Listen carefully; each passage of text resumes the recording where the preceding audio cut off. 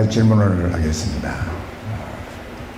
세계에서 제일 많이 팔리는 이 책, 베스트셀러가 무슨 책인지 아세요? 예? 예? 예, 우리 교인들은 눈치가 빨라서 벌써 목사가 질문하면 벌써 성경이라는 걸 다 알고 성경 그러는데, 예, 성경이 이 세계에서 가장 많이 판매되는 책입니다. 1년에 50억 부 이상이 이 성경이 판매되고 있습니다. 수백 개의 언어로 번역이 되고, 또 뭐 거의 세계 모든 나라마다 이 성경이 판매되고 보급되고 있다는 사실을 우리는 볼 수가 있습니다. 그리고 이 성경은 이 세계의 어떤 책보다도 가장 권위가 있는 책입니다. 왜 그럴까요? 바로 그 이유는 이 성경은 성경의 저자가, 성경을 기록하라고 하신 저자가 누구시냐 하면은 하나님이시기 때문에 그렇습니다. 성경의 저자는 하나님이시에요.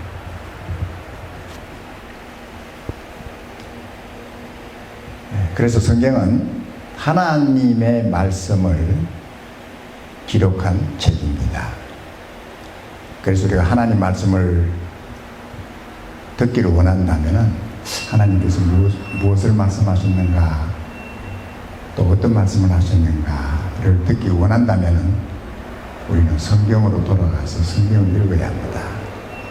우리는 성경을 통해서 하나님의 말씀을 들을 수가 있다는 것입니다. 우리가 이 성경을 보면은 첫 번째 창세기부터 마지막 요한계시록까지 그 기록한 연대에는 한 1500년 걸렸습니다. 여러분들 가지고 있는 이 성경이 한 권이지만은 이 한 권이 기록되기까지의 연수가 1500년, 이 안에 1500년이라는 기간이 걸려서 이 책이, 성경이 우리 손에 지금 있다는 것이죠. 그리고 하나님께서 택하셔서 성경을 기록하게 한 하나님의 사람들이 이 성경 안에 40명 이상의 하나님 말씀을 기록한 사람들이 있습니다. 여러 다른 세대에서 다른 직업을 가진 사람들이 이 성경을 기록을 했습니다. 성경을 기록한 사람들 가운데는 선지자도 있었고, 또 농부도 있었습니다. 유명한 장군도 있었고, 유명한 총리도 있었어요. 또 다윗 같은 왕도 있었고, 또 마태와 같은 세리도 있었습니다. 또 베드로는 어부였어요. 각종 직업이 다른 여러 사람들을 통해서 여러 세대의 1500년이라는 기간에 걸쳐서 쓰여진 이 성경이 주제는 하나입니다. 주제가 하나예요. 그 주제는 바로 예수 그리스도에 대한 주제입니다. 왜 그렇게 1500년이 걸렸는데 한 주제로 한 목표를 가지고 이 성경을 하나님께서 기록하게 하셨는가? 그것은 바로 한 성령께서 또 같은 주제를 가지고 그 주제 아래서 성령님께서 감동을 받은 하나님의 사람들이 기록을 했다는 것이죠. 우리 오늘 여기에 뭐 우리 성도님들이 자리에 앉아 있는데 다 이렇게 종이를 하나씩 줘가지고 지금 생각하는 거 기록하세요. 이렇게 기록하면은 다 생각이 틀릴 거라고. 한 장소에 한 시간 안에 있는 사람에게도 종이 줘가지고 다 당신 한번 생각나는데 기록하라 하면 다 틀리는데 1500년에 걸친 이 엄청난 어마어마한 시대를 걸쳐서 한 주제로 성경을 기록하게 했다고 하는 이 사실은 성령님께서 하시지 않으면 인간으로서는 불가능한 거예요. 그래서 이 성경 여러분들 그냥 얘기하면 아무렇게나 생각할지 모르지만은 엄청난 책이에요. 이 책이 엄청난 책이라니까. 네, 이건 뭐 하나님의 말씀일 뿐만 아니라 이 성경에 지금 이렇게 완성된 것 자체가 신비하고 신기한 책이에요. 이 성경이 그러한 책이라는 것이죠. 하나님께서 왜 이 성경을 통해서 하나님께서 우리에게 말씀하시느냐? 그것은 바로 하나님께서 세상에 하나님 창조한 사람들에게 하나님 자신을 알려주시기 위해서, 나타내 주시기 위해서 하나님께서 이 성경을 통해서 기록하게 하시고 말씀하셨다 하는 것입니다. 그래서 우리가 이 성경은 하나님께서 누구이십니까?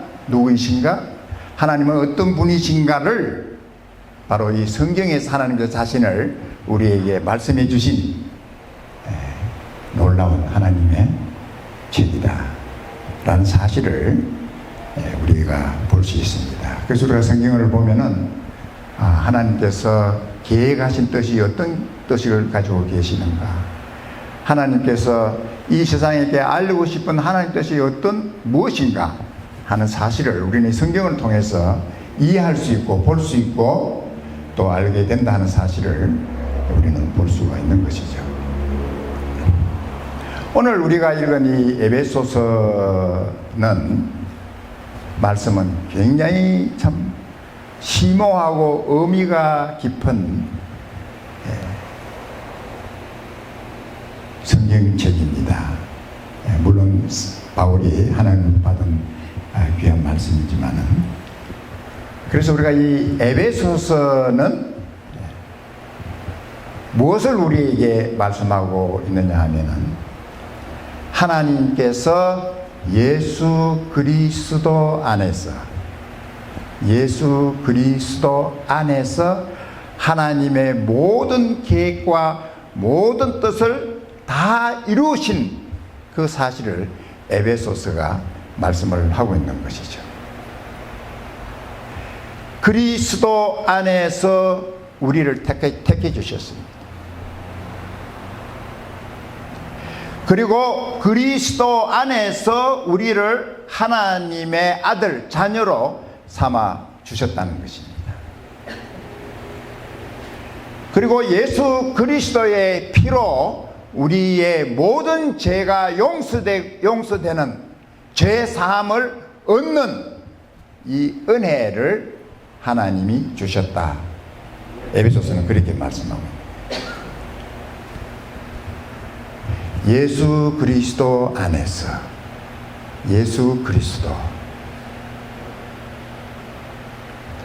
예수님 안에서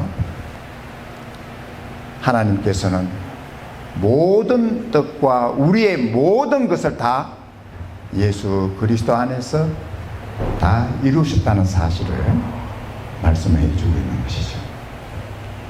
그런데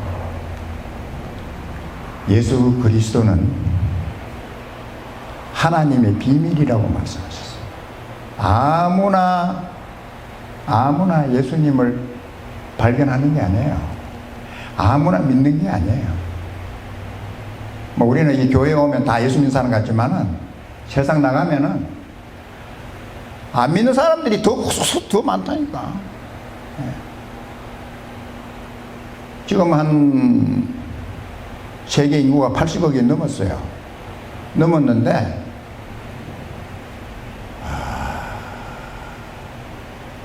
예수 믿는 사람들 한 10억 되나? 다 그냥 뭐 교회, 무조건 교회 나간다는 사람 다 합해가지고 한 10억? 그러니까 70억이라는 사람이 예수님을 발견을 못하는 거예요. 듣고도 모르고 보고도 모르고. 예. 그러니까 우리는 이 하나님의 비밀인 이 예수님을 발견했다. 예. 이거야말로 말로 표현할 수 없는 축복이고 영광이고 복이라는 거예요. 하나님의 이 엄청난 복이 다 예수님 안에 다 있어. 그런데도 이 예수님을 사람들이 거절하고 안 믿는 거예요. 안 믿는 거예요. 그냥 믿으라는데 뭐 돈 내라 소리도 안 했어. 뭐 돈 내고 믿어라 이것도 아니야. 그냥 믿어라. 뭘 믿느냐? 이 하나님 보낸 이 예수님의 하나님의 아들이요 너를 구원해 주실 구세주다. 이거 믿으라는 거야. 근데도 안 믿는 거예요. 안 믿는다. 그래도 안 믿는 거예요.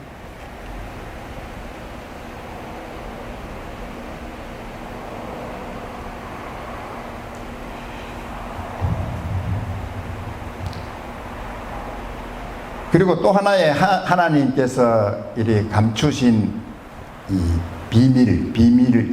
비밀을 우리가 영어로는 미스터리라고 이렇게 얘기하고 있는데, 하나님의 신비한 감추인, 너무 신비스러운, 아무나 볼 수 없는 하나님께서 감추인 정말 신비스러운 비밀이 또 하나가 뭐냐면 이 교회입니다. 교회. 그래서 우리가 두 가지 비밀이, 첫째는 예수 그리스도가 하나님께서 이렇게 감추인 이 보배예요, 보배. 그러니까 유대인들이 예수님을 그냥 예수님 누군지를 모르니까 막 십자가에 죽이라고 막 그런 거죠.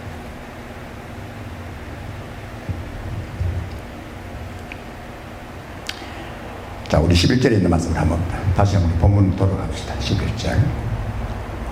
여기 11절에 보면은, 우리 이방인, 에베소에 있는 성도들이 다 이방인들입니다. 유대인들이 아닙니다.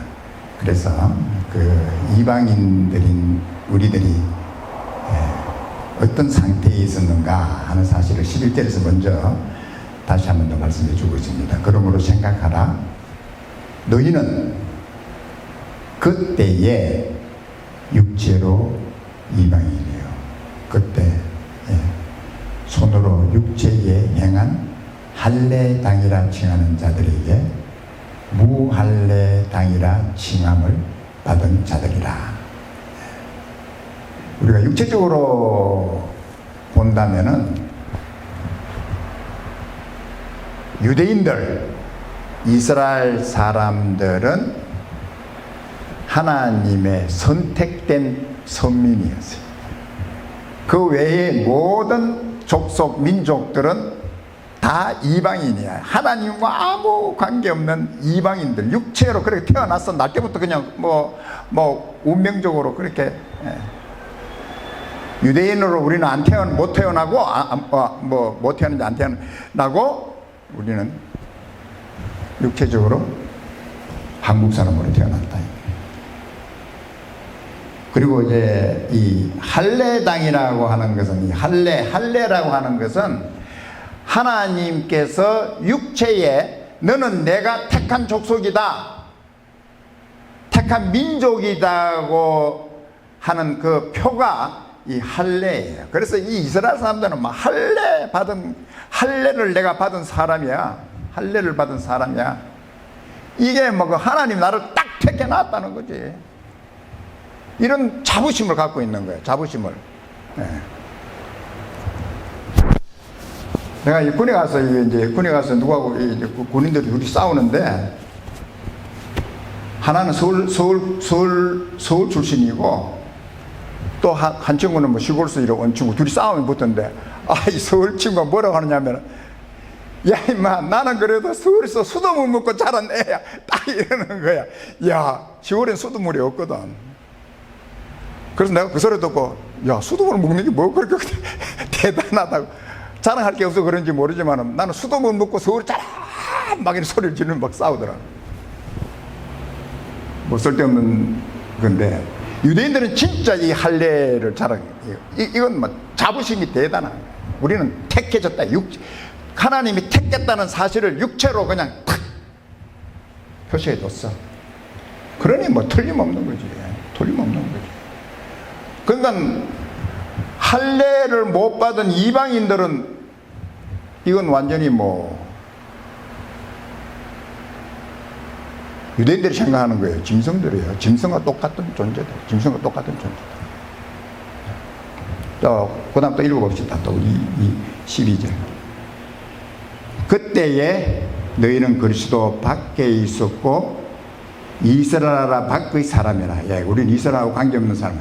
약속의 언약들에 대해는 우리 이방인들은 하나님의 약속이 없는 그러한 버림받은 아무 관계없는 그런 사람들이에요.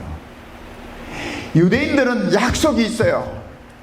메시아에 대한 약속, 또 하나님께서 이스라엘을 통해서 모든 족속을 축복해 주시겠다고 하는 하나님께서 이스라엘을 이 땅에서 최고의 민족으로 나라로 삼아 주신다. 너는 내가 선택한 민족이다 하는 이런 약속을 가지고 사는 사람들이 이스라엘 사람들이. 언약들, 하나님 약속들에 대해서는 완전 뭐 그 약속 우리하고 아무 관계없는 그 외인이다 이거죠. 세상에서 소망이 없고 하나님도 없는 자들.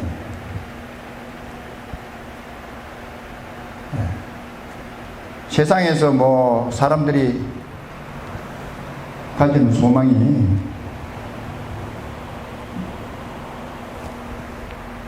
믿지 않는 사람들을 가지는 소망과 다 헛된 소망이지. 얼마 있다가 다 없어질 정말 헛되고 헛된 그런 소망들이. 그러나 하나님께서 주신 소망은 영원한 소망입니다. 이 영원한 소망들에서 우리는 아무 관계가 없어. 하나님 나라에 대한 대해서 아무 관계가 없고. 그럼 우리는 완전히 이렇게 이방인들은 육체적으로 볼 때는 그렇다 이 말이에요. 육체적으로 볼 때는. 또 우리 13절 봅시다. 이제는 저리 멀리 있던 너희가 그리스도 예수 안에서 그리스도의 피로 가까워졌느니라. 가까워졌느니라. 그리고 하나님의 큰 사랑으로 인해서 하나님께서 이러한 그때라고 하는 것은 우리가 주님을 만나기 전에 그때에 이러한 우리들을 하나님께서 예수 그리스도 안에서 우리를 불러주시고 예수님 믿게 하셔서 예수님 안으로 들어가도록 믿음으로 예수님 안에 들어가도록 해주셔서 우리를 구원하시고 하나님의 백성 삼으시고 자녀 삼아주시고 이런 은혜를 받은 우리가 되었다는 거예요. 아멘. 근데 우리가 이 성경을 읽어보면 너무 이렇게 너무 하나님께 감사한 것은 이스라엘 사람들은 하나님을 아버지라 부를 수가 없어요. 하나님을 아버지라 감히 내가 어떻게 하나님을 아버지라 불러? 이건 불가능한 일이야. 불가능한 일. 하나님의 백성 정도는 우리 하나님 백성 정도는 하는데 하나님이 우리 아버지다? 이건 상상을 못하는 거예요. 상상을. 이스라엘 사람도 상상 못하는 하나님을 아버지라 부를 수 있는 이 축복을 예수 그리스도를 믿는 사람에게 주셨다니까. 이야, 이러니까 우리는 뭐 하나님 아버지 이 부르는 게 이게 얼마나 이거 막 말로 표현할 수 없는 축복이라는 축복. 하나님이 나의 아버지시다.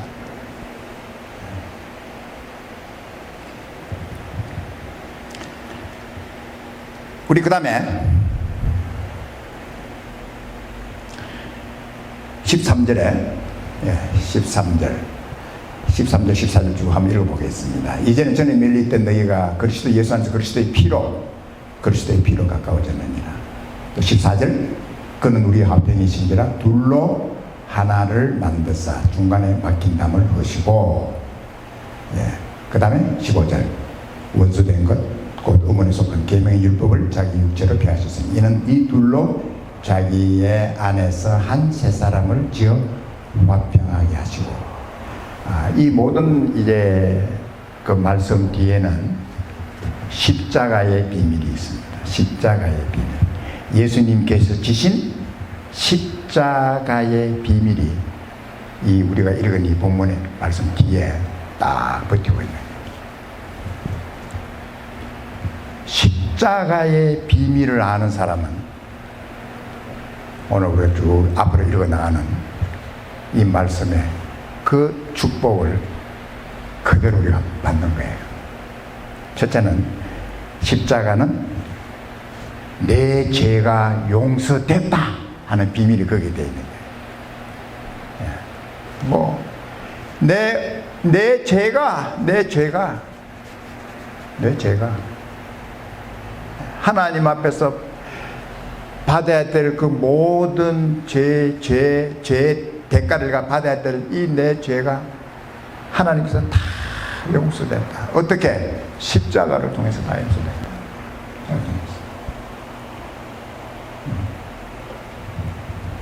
여러분들 고재봉 아시죠? 고재봉. 이거 젊은 사람들 잘 모를 거예요. 고재봉. 아세요? 우리 신영순 집사님 거기 어떻게 하다 보니까 고재봉. 엘린 장은 잘 모르는 모양이네. 고재봉이 누군지. 고재봉이 누군가 하면은 도끼로 8명을 죽인 사람이야. 도끼로. 밤에 담 넘어가가지고 자기가 옛날에 감정을 가지고 있던 대령집이라고 생각해가지고 그 집에 가서 도끼로 그냥 다 죽였어. 8명. 나중에 보니까 자기가 죽이려 했던 그 대령이 아니에요. 엉뚱한 애들 다 죽여버렸어요. 그래가지고 나중에 붙잡혀가지고 감옥에 들어가가지고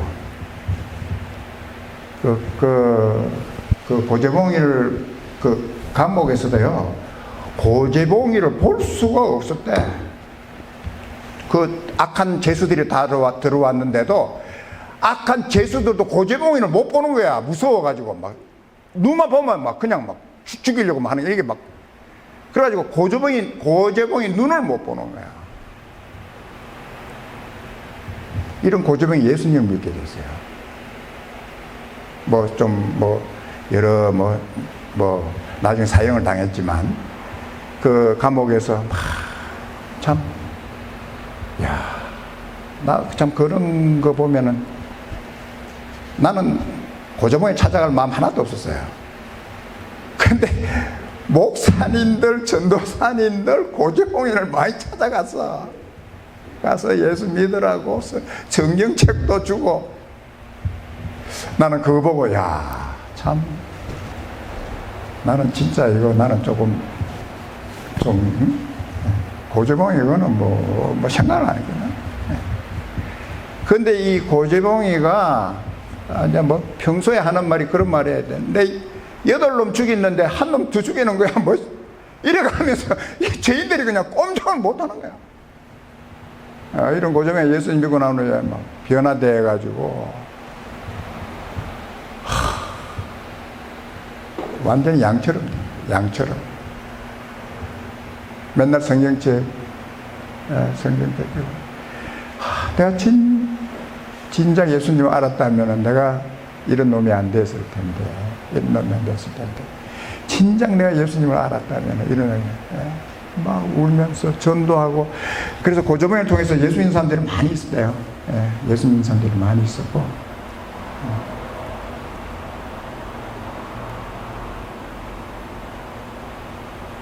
그래가지고 이제 나중에 사형장에 가서 사형을 당했는데,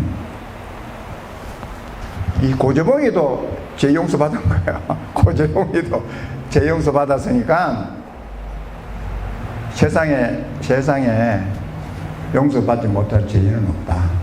용서받지 못할 죄인은 없다.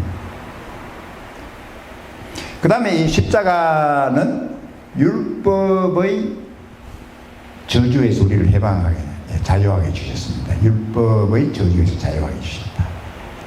원수된 것, 곧 의문에 속한 계명 율법을 주님께서 자기 육체로 다 폐하셨다. 말은 뭐냐면, 이 율법에서 말씀한 모든 저주를 주님이 다 짊어지시고 십자가에서 율법의 저주를 다 받으신 거예요.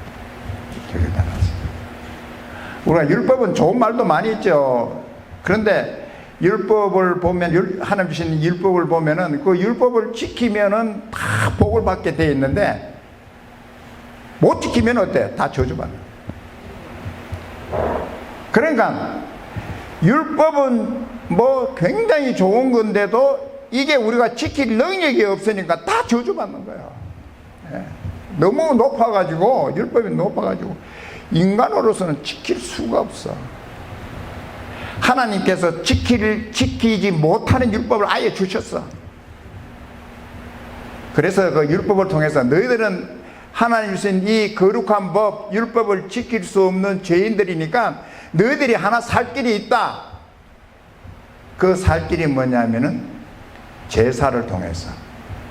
그래서 이제 뭐 이스라엘 사람들은 자기가 죄 지으면은 양 죽이고 소도 죽고, 이스라엘 사람들 죄 때문에 막 수만 마리 소가 많이 죽고, 뭐 수십 마리 양이 막 엄청 죽은 거지. 하나님의 그 성막에는 맨날 그냥 양 죽는, 그냥 피 비린내가 맨날. 그러니까 죄는 이스라엘 사람들이 짓고 죽기는 양이 죽고. 이걸 통해서 내가 너에게 은혜를 주시겠다 이거예요. 그 말은 너희들이 인류가 지은 모든 죄를 대신해서 죄 없는 예수님이 십자가에 죽게 내가 내어주겠다. 하나님께서 이걸 그림으로, 이렇게 양들을 죽는 이 양들이 뭘 의미한 줄 알아? 내가 너희 죄 때문에 보낼 나의 아들 예수님이 너희 죄 때문에 십자가에 죽을 거다. 이거 보이시죠? 그래서 율법의 모든 저주에서 예수님께서 율법의 모든 저주를 십자가에서 받으시고 율법의 저주에서 우리를 자유케 하셨어요. 그래서 우리는 이제 율법하고 관계없는, 율법에 관계없이 우리 어떻게 됐죠? 예수 그리스도의 의로 하나님 앞에서 죄인이 의인이 됐어. 죄인이 의인이 된 거예요. 하나님이 의인이라고 그러면 우리는 의인이에요. 아무리 죄를 지었는데 고조봉이도 이제는 하나님 앞에서 너는 의인이야. 너는 살인자고, 사람들이 다 너를 살인자로 할 줄 몰라도 고조봉이 회개하고 예수 믿었을 때 너는 이제 하나님이 너를 어렵다. 예수 그리스도 저주의 소리를 해방해 주신다. 자유케 해준다. 그리고 십자가는 또 뭐예요? 이는 이 둘로 자기의 안에서 한 세 사람을 지어 화평하게 하시고, 율법을 가진 유대인과 율법이 없는 이방인 이 둘을 예수님께서 예수님 안에서 한 세 사람을 지었다. 바로 크리스찬으로 만들었다 이 말이야. 크리스찬으로. 그래서 우리 크리스찬이라고 하는 것은 유대인이나 이방인이나 관계없어요. 누구든지 예수 그리스도를 믿은 사람은 주님 안에서 새 사람이 되는 크리스찬이 되는 거예요. 크리스찬이 되는 거예요. 그리고 또 율법 아래서 하나님과 원수된 거룩하신 하나님과 죄인인 인간들을 예수님의 십자가로 화목하게 하셨어요. 화목하게 했어요. 얼마나 화목하게 했냐. 하나님 우리가 아버지라 부른다니까. 아버지라 부른다니까. 예. 원수가 어떻게 부르셨어요? 바로 예수 그리스도의 십자가로 하나님과 우리로 화목하게 하셔서 우리로 하나님을 아버지라 부르고 하나님께서 우리 하나님의 자녀라고 부르는 이 화목을 예수님의 십자가에서 이루신다는 거예요. 예수님의 십자가에서 이루신다. 이 십자가의 비밀이. 그래서 십자가는 유대인과 이방인을 한 성령 안에서 하나님께로 나아가는 예수 믿는 유대인, 예수 믿는 이방인 동일한 한 성령 안에서 거듭나게 하시고 새 사람을 만들어 주시고 새롭게 하나님의 자녀로 만들어 주시는 이 일을 십자가를 통해서 주님께서 이루어 주셨다. 그 다음에 우리 17절 한번 봅시다. 17절. 또 오셔서 먼데 있는 너에게 평안을 전하고 가까운 자들에게 평안을 전하셨으니 평안. 하나님께서 우리에게 주시는 것은 두려움이나 형벌이나 이런 게 아니라 평안. 하나님은 우리를 평안을 주시는 거예요. 평안을 주시는. 하나님과 문제 있으면 평안할 수가 없어요. 아무리 문제가 없다 하더라도 하나님과 이게 화목이 안 되면은 뭔가 두렵고 누가 뒤에 쫓아오는 사람도 없는데 겁이 나고 세상이 돌아보면은 전부 이제 걱정 안 할래 안 할 수 없는 그런 세상에 우리가 살고 있잖아요.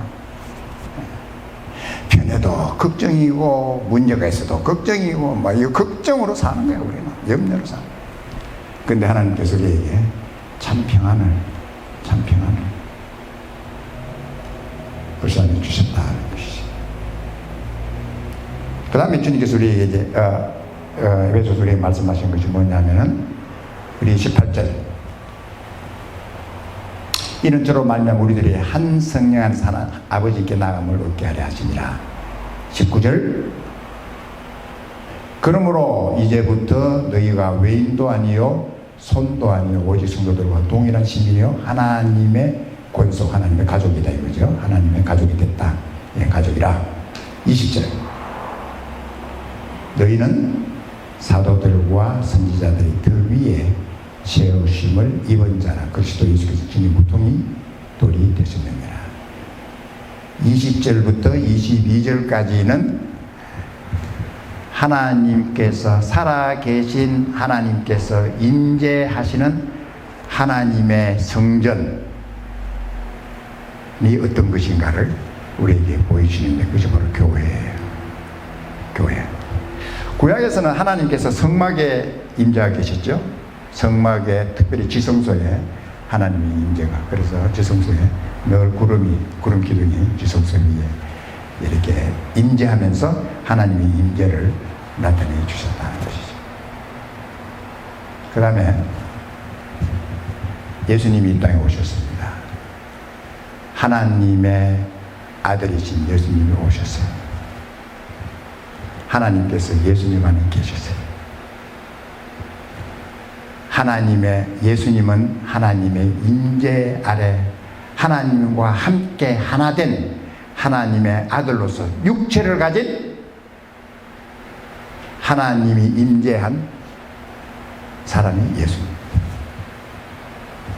그 다음에 예수님이 성천하셨어요. 예수님이 성천하시고 난 이후에는 어떻게 되셨어요? 오순절날 성령께서 오셔서 믿는 사람 각자에게 성령님께서 임재하시고 내주하시고 충만케 하셨어요. 뿐만 아니라 믿는 자들의 모임, 교회에 성령님께서 역사하시는 거예요.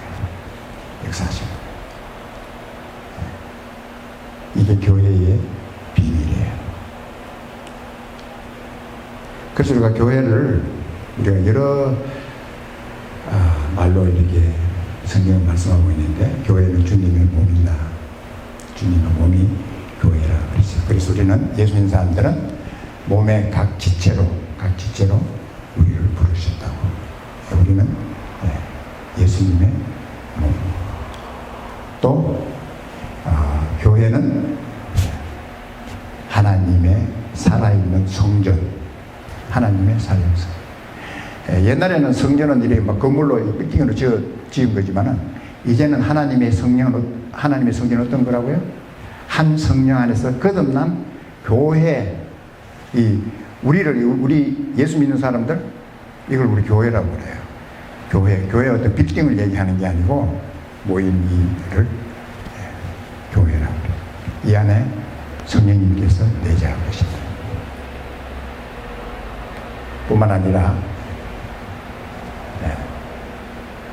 성령님께서 믿는 자들 안에 내주하신다. 계신다는 거예요. 그래서 성부 하나님, 성자 하나님, 성령 하나님. 성령 하나님은 어떤 하나님이시냐? 우리 안에 살아계시는 하나님이 성령 하나님이세요. 성령님이 언제 성령님이 우리 안에 오시느냐? 예수님을 믿을 때. 내 주님 앞에서 주님께서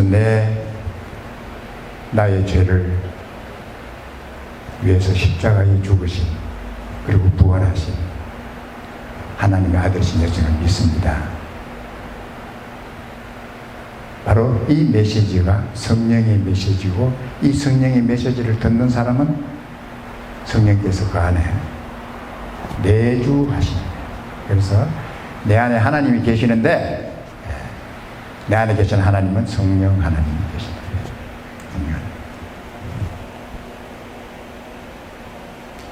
그리고 이제 사실은 이제 마지막으로 이제 한 말씀 나가서 마치겠습니다. 우리가 지역에 있는 교회들, 지역교회라고 그래요. 지역교회. 그래서 이 교회를,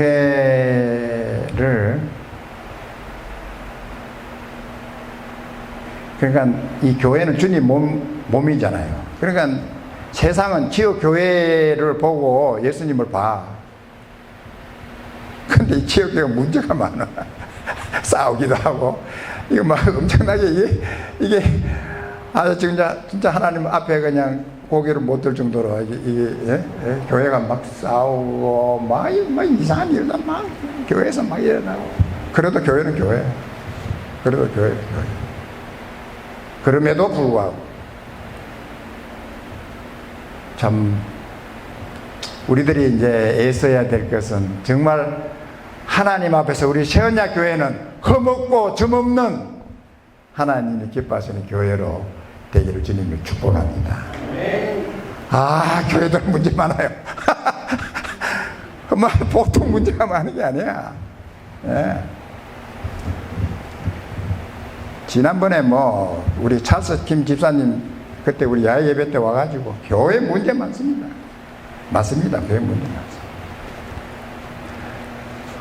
우리 지금 내가 나오는 교회 한 50대 되는 젊은 목사인데, 젊은 사람 나밖에 없습니다. 다 그냥 할아버지 할머니인데 전부 자기만 섬겨달라는 거야. 그러니까 이 나이 젊은 목사는 이제 그래도 한 50이니까 이렇게 막 차도 태워 세워지는데 나 같아도 못하지. 그래서 내가 목사님이 힘들다는 걸 내가 처음 알았습니다.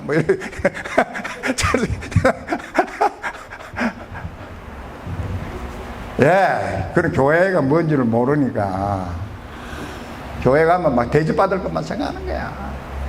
나이 많은 사람들은 뭐 교회 가면은 목사님이 뭐 핏값도 다 해주지 뭐 어디 가면 다 해주지 뭐 이러니까 막 교회 가면 이거 또 뭐 얘기했다가 안 들어주면 삐껴가지고 또 뭐 이 교회밖에 없어 다른 교회 가면 더 잘해주는데 뭐 또 다른 교회 가는 거야. 이래가지고 이제 이게 문제가 되는데 어쨌든 우리 성도님들은 교회가 어떤 것이라는 것을 잘 알기를 주님 축복합니다. 저도 이 교회에 대해서 얘기하지만요, 교회의 이 신비스러운 아름다움 저는 몰라요. 그래서 저는 생각했어요. 하나님께서는 얼마나 이 교회를 너무 사랑하고 너무 아름답고 이러는데 이렇게 보고 있는데 나는 그걸 못 봐. 나는 설교는 하지만 그걸 잘 못 봐. 그렇다는 것만 나는 뭐 믿는 거지. 하나님이 그렇게 굉장한 교회가 뭐 하나님께서 이 교회를 사셨다. 예수님의 생명, 피를 주고 값을 주고 산 것이 교회 아니에요. 그렇게 귀한데 김 목사도 그렇게 귀한 줄을 모른다니까. 이 교회가 그런 귀한 이 교회라는 걸 잘 모른다니까. 하나님만이 아시지. 예수님만이 아시지. 어쨌든